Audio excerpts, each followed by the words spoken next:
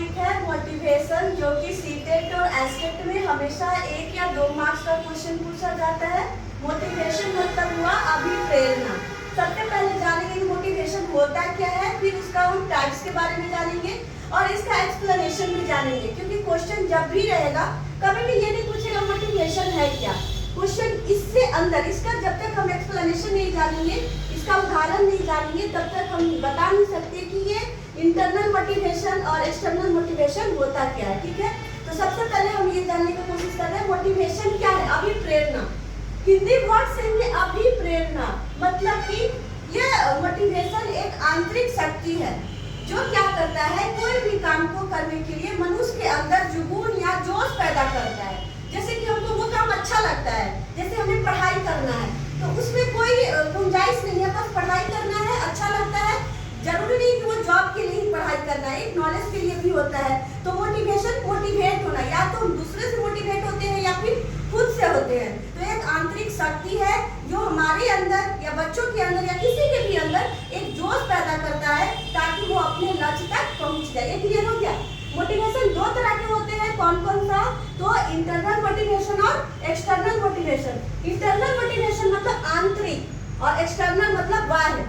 आंतरिक में क्या होगा कि इसमें मनुष्य खुद से ही प्रेरित रहेगा, इसमें ना ही पुरस्कार की भावना रहेगा, ना ही सजा और ना ही लालच रहेगा, ये खुद ही मोटिवेट होगा। इसमें हमने बताया है कि जब कोई व्यक्ति किसी काम को करने के लिए आंतरिक रूप से प्रेरित हो, मतलब कि बाहर से उसको कोई बता नहीं रहा है, बाहर से कोई उसको मोटिवेट नहीं कर रहा है, ये खुद ही से मोटिवेट है कि हमको ये काम करना है, तो ये आंतरिक मोटिवेशन। इसमें पुरस्कार, लालच, सजा, दंड का व्याख्या नहीं किया गया, ये ध्यान रखना है। आंतरिक मोटिवेशन मतलब खुद से अभिप्रेरित होना, उसमें कोई पुरस्कार नहीं रहेगा, उसमें कोई स्वार्थ नहीं रहेगा। ठीक है, आंतरिक। दूसरा क्या है? एक्सटर्नल, इससे ज्यादातर पूछता है। एक्सटर्नल मोटिवेशन में इसमें बाह्य रूप से प्रेरित होगा व्यक्ति। क्यों?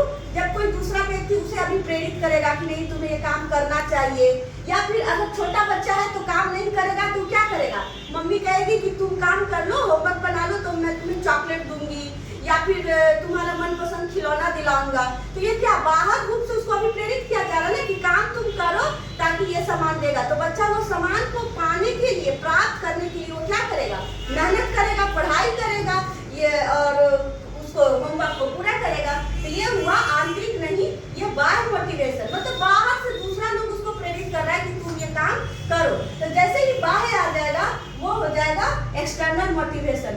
इसमें से एग्जाम पास करने के लिए पापा बोलते हैं कि 10th का एग्जाम पास कर दोगे तो हम तुम्हें मोबाइल देंगे। अब बच्चा मोबाइल पे ही ध्यान रहेगा, तो वो मोबाइल प्राप्त करने के लिए वो पढ़ाई करेगा, वो खुद से मोटिवेशन उसको नहीं है। ठीक है, तो एग्जाम पास करने के लिए पिता द्वारा साइकिल या फिर घड़ी या स्कूटर या बाइक वगैरह देना, तो इसके लिए बच्चा पढ़ाई करेगा। तो ये कौन सा मोटिवेशन है? बाह्य मोटिवेशन है। ठीक है ना? फिर काम को करने के लिए बच्चों को क्या करेंगे, अगर छोटा बच्चा है तो उसको चॉकलेट देंगे या खिलौना देंगे, उसको लालच एक तरह से देंगे। तो ये भी आया किसमें? एक्सटर्नल मोटिवेशन में। और अगर बच्चा काम नहीं करेगा तो दंड और सजा भी किसमें देंगे? एक्सटर्नल मोटिवेशन में देंगे। तो दंड, सजा, पुरस्कार, लालच किस मोटिवेशन में बात करता है?